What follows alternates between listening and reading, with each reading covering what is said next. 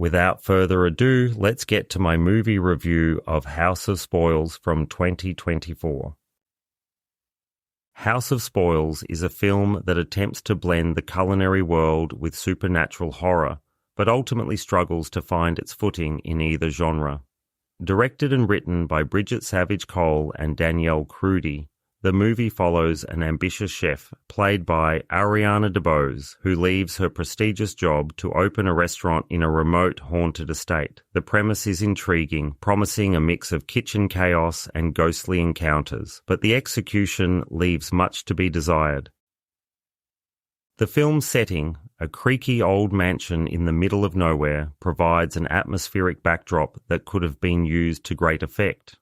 However, the horror elements are underdeveloped, relying on cliched jump scares and a vague supernatural presence that never quite delivers the chills one might expect.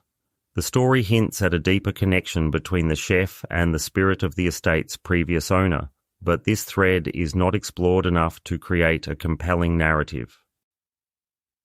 Ariana DeBose delivers a strong performance as the determined chef, bringing depth to a character who is navigating the pressures of independence and creativity. Her interactions with the supporting cast, including Arian Moayed as the dubious investor Andres and Barbie Ferreira as the sous chef Lucia, add some tension to the story. However, the film's focus on the culinary aspects often overshadows the horror, leaving the audience wanting more from the supernatural side of the plot. The movie's pacing is another issue, as it takes its time to build up the story without delivering the payoff that viewers might hope for. The slow burn approach allows for character development, but it also means that the horror elements feel like an afterthought, tacked on rather than integral to the story. This lack of commitment to the horror genre is evident in the film's climax, which feels rushed and unsatisfying, leaving many questions unanswered. Despite its shortcomings, House of Spoils does have moments of intrigue, particularly when it delves into the chef's creative process and the challenges of running a restaurant.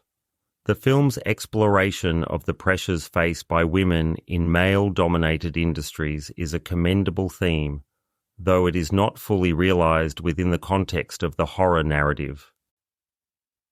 In the end, House of Spoils is a film with potential that is not fully realized. It offers a unique premise and a strong lead performance, but it fails to deliver the scares and tension that horror fans might be seeking. While it may not be the most memorable entry in the genre, it is still an interesting watch for those who appreciate a blend of culinary drama and supernatural elements. However, viewers should temper their expectations and be prepared for a film that is more about the journey than the destination. So that's my review of House of Spoils, and I'm giving it 2.5 stars out of a possible 5. Thank you for listening. If you've liked this content, please like, subscribe, and I hope to see you next time at Mindset Movie Reviews.